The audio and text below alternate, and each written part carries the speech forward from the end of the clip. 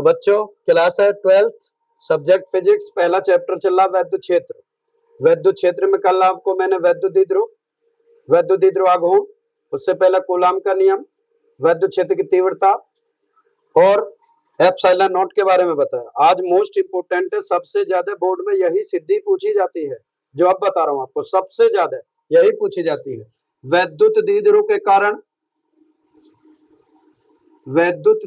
के कारण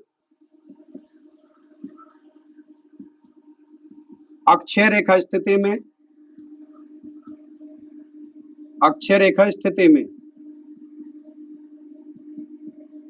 वैद्युत क्षेत्र की तीव्रता ज्ञात करना। वैद्युत क्षेत्र की तीव्रता ज्ञात करना।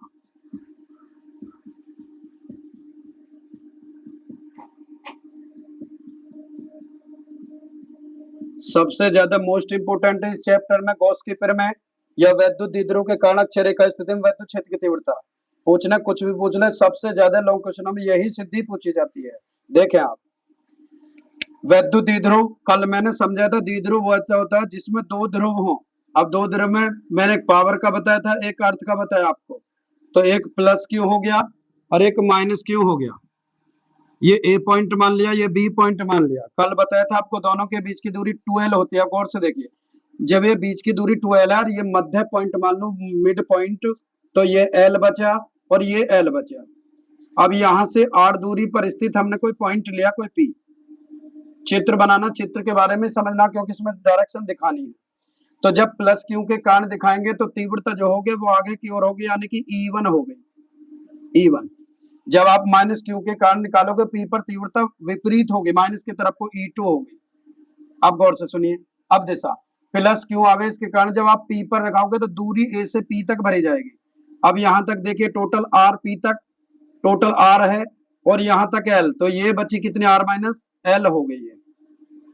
और जब आप माइनस क्यू के कारण निकालोगे पी तक, तो होता है यहाँ तक एल और यहाँ तक आर, तो आर प्लस एल। ये तो चित्र के बारे में। एक बार फिर देखिए, हेडिंग है आपका, क्वेश्चन है वैद्युत द्विध्रुव के कारण अक्षय रेखा स्थिति में वैद्युत क्षेत्र की तीव्रता ज्ञात करना, मोस्ट इंपोर्टेंट सिद्धि। अब एक प्लस क्यू द्विध्रुव, एक माइनस क्यू, दोनों के बीच की दूरी 12 होती थी, इसलिए यहाँ तक मिड पॉइंट, तो ये एल और ये एल। आर दूरी पर स्थित कोई पॉइंट हमने पी मान लिया। अब पी पॉइंट पर जब प्लस क्यू के कारण पी पर निकालोगे तो दूरी जो भरोगे वो ए से पी तक भरोगे, तो यहाँ तक आर और यहाँ तक एल, तो ये कितनी बची, आर माइनस एल। जब आप माइनस क्यू के कारण निकालोगे तो दूरी बी से पी तक कलेक्ट होगी, तो यहाँ तक एल और यहाँ तक R, R plus L. Clear. अब बोलना कैसा, बड़ा आसान, चित्र से देखिए। माना ए बी एक वैद्युत द्विध्रुव है जो कि प्लस क्यू और माइनस क्यू आवेशों से मिलकर बना है। माना ए बी एक वैद्युत द्विध्रुव है जो कि प्लस क्यू और माइनस क्यू आवेशों से मिलकर बना है और जिनके बीच की दूरी 12 है, पूरी 12 थी ना। और यह द्विध्रुव एक ऐसे माध्यम में रखा, मीडियम में, जिसका परावर्तन के है। अब इसी को देख के बोलना, हमें इस वैद्युत द्विध्रुव के कारण द्विध्रुव के मध्य बिंदु O से R दूरी पर स्थित बिंदु P पर अक्षय रेखा स्थिति में वैद्युत क्षेत्र की तीव्रता ज्ञात करनी है। इतना हिंदी में लिखना पहला। फिर देखिए, माना ए बी एक वैद्युत द्विध्रुव है जो कि प्लस क्यू और माइनस क्यू आवेशों से मिलकर बना है, जिनके बीच की दूरी कितनी है, टोटल 12। और यह द्विध्रुव एक ऐसे माध्यम में रखा जिसका परावर्तन के है। हमें इस वैद्युत द्विध्रुव के कारण द्विध्रुव के मध्य बिंदुओं से आर दूरी पर स्थित बिंदु पी पर अक्षय रेखा स्थिति में वैद्युत क्षेत्र की तीव्रता ज्ञात करनी है। अब एक चीज याद रखना है, जब आप कभी तीव्रता निकाल ले हो तो तीव्रता का कल मैं सूत्र बताया था, E बराबर 1/4 पाई एप्सिलॉन 0 के इंटू क्यू बटे आर स्क्वायर। यही गौर करने की बात है। एक विभव V बराबर 1/4 पाई एप्सिलॉन 0 के इंटू क्यू बटे आर। गौर से सुनिए, अगर सिद्धि में आप तीव्रता निकाल ले हो तो ये वाला सूत्र करोगे, दूरी का स्क्वायर, और दिशा दिखानी है आपको क्योंकि सदिश राशि है। यदि आप विभव निकालोगे तो दूरी का स्क्वायर नहीं करना है और ना ही कोई दिशा दिखानी है। बस इन दोनों सूत्रों को याद रखिए, ये पॉइंट याद रखिए, क्योंकि कभी तो इसमें तीव्रता पूछेगा, कभी विभव पूछेगा, कभी निरक्षय में विभव पूछेगा, कभी तीव्रता पूछेगी। तो आपको ये याद रखना, अगर आप तीव्रता की सिद्धि कर रहे हो तो दिशा शो करनी है और दूरी का वर्ग करना है, यानी कि ऐसे। और यदि आप विभव निकाल ले हो तो विभव एक अदिश राशि होती है, ना तो इसमें दिशा दिखानी है और ना दूरी का वर्ग करना है। अब देखते हैं इस पे फिर। अब देखिए, माना एक बार फिर कह देता हूं, माना ए भी एक वैद्युत द्विध्रुव है जो कि प्लस क्यू और माइनस क्यू आवेश से मिलकर बना है, तथा यह इसके बीच की दूरी कितनी है 12। यह द्विध्रुव एक ऐसे माध्यम में रखा जिसका प्रवर्धतांक k है। हमें इस वैद्युत द्विध्रुव के कारण द्विध्रुव के मध्य बिंदु O से r दूरी पर स्थित बिंदु P पर वैद्युत क्षेत्र अक्षर रेखा स्थिति में वैद्युत क्षेत्र की तीव्रता ज्ञात करनी है। निकालते हैं। 2 पॉइंट, एक प्लस क्यू बेटे, एक माइनस क्यू। पहले किसके कारण निकालोगे? Plus Q. किस पॉइंट पर निकालोगे? P पर। देखिए, प्लस क्यू आवेश के कारण बिंदु P पर उत्पन्न वैद्युत क्षेत्र की तीव्रता तो E1 है। E1 बराबर 1/4 पाई एप्सिलॉन नॉट के इंटू क्यू बटे दूरी कितनी? अब दूरी देखिए r माइनस एल।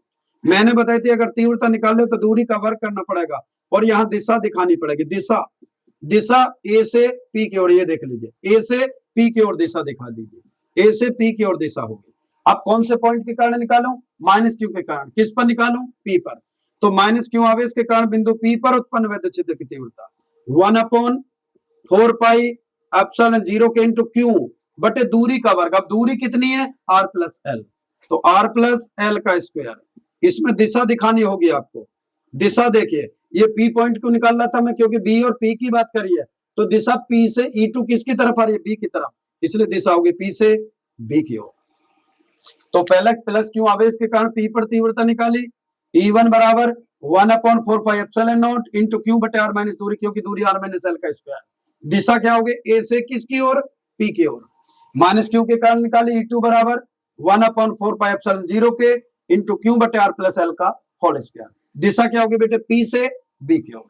अब देखिए, चूंकि इसमें E1 बड़ा है E2 से, E1 बड़ा है E2 से, इसलिए बिंदु P पर परिणामी तीव्रता क्या? अब परिणामी तीव्रता निकालते हैं, तो जो बड़ा होगा उसमें से छोटे को घटा लेते हैं। देखिए, इसके बाद परिणामी तीव्रता निकालने के लिए आप E बराबर E1 माइनस का E2 कर दीजिए।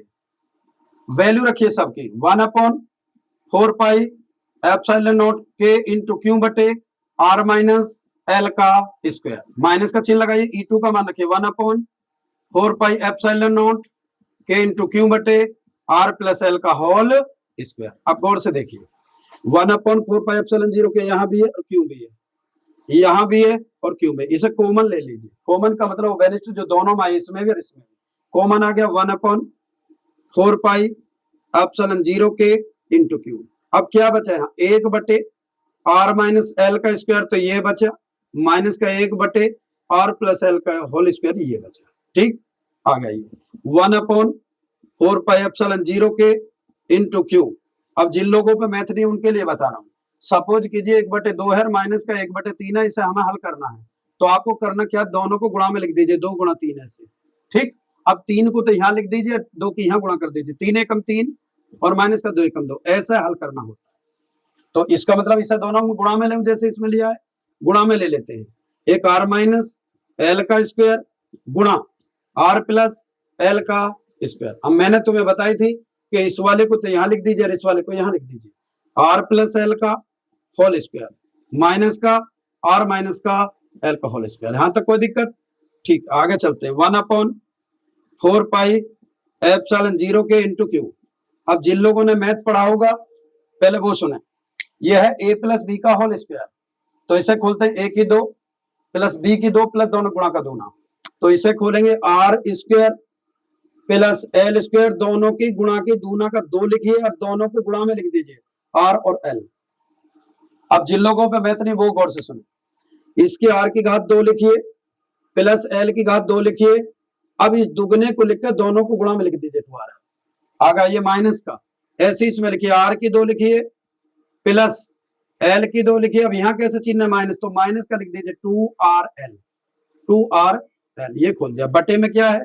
r माइनस एल का स्क्वायर और r प्लस एल का होल स्क्वायर। ठीक, ये अब हल करते हैं। एक सूत्र होता है ए स्क्वायर माइनस बी स्क्वायर बराबर, इसे खोलते हैं a प्लस बी और a माइनस बी, इसे वर्गांतर का सूत्र बोलते हैं। अब यहाँ देखिए a की जगह क्या है बेटे? r, और b की जगह क्या? l। r प्लस एल यानी कि a plus B, r minus L यानी कि a माइनस बी, तो इसे कैसे लिख दो? a स्क्वायर माइनस का b स्क्वायर।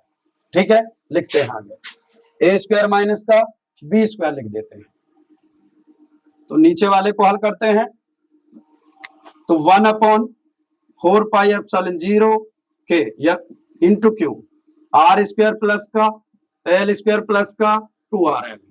अब देखिए यहां माइनस चिन्ह थे, इन सब के चिन्ह बदल जाएंगे, ये माइनस का और जो माइनस का वो हो जाएगा प्लस का, तो माइनस का आर स्क्वायर हो गया, माइनस का एल स्क्वायर हो गया। बेटे ये क्या जाएगा, माइनस और माइनस प्लस 2rl बटे नीचे अभी बताया मैंने वर्गांतर के सूत्र में लिख दीजिए, ए की जगह क्या है आर, बी की जगह क्या है एल, तो लिख दोगे आर स्क्वायर माइनस का एल स्क्वायर, इस पर स्क्वायर था इसलिए स्क्वायर चढ़ा दिया, तो देखिए आर स्क्वायर से R square cancel, L square से एल स्क्वायर कैंसिल।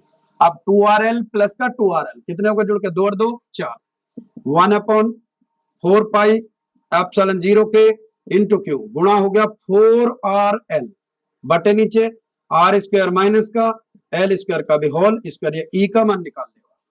ठीक, आगे चलते हैं। अब आर का मान, नीचे वाला जो आर का मान है वो एल से बहुत बड़ा है, क्योंकि आर का मान एल से बड़ा है इसलिए नीचे वाले एल को छोड़ देते हैं, तो ई बराबर 1/4πε0 के इंटू क्यू 4rl बटे नीचे, जब इसको छोड़ा था आर स्क्वायर बचा, ये घात है तो 2 दूनी 4 घात होगी, आर की 4। अब घात, एक घात से घात काटी इससे, तो आर की घात कितनी नीचे रह गई 3।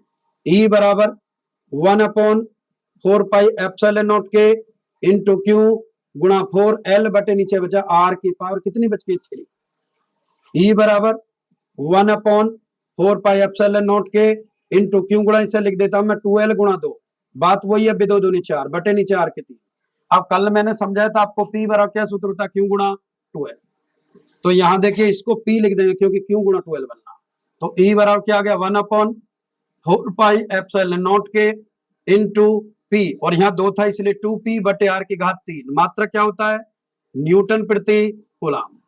पहले बता चुका हूं वायु निर्वात के लिए के का मान बेटे कितना बताया था, 1 रख दीजिए, के का मान 1 रखने पर, तो ई बराबर 1/4πε0 इंटू 2p बटे आर की पावर 3, मात्रक जरूर लिखा न्यूटन प्रति कूलम, या इसके स्थान पर क्या बताया था मैंने आपको 9 गुणा 10 की घात 9 इंटू 2p बटे आर की पावर 3 न्यूटन प्रति कूलम, ये सिद्धि आती है, मोस्ट इंपोर्टेंट सिद्धि है।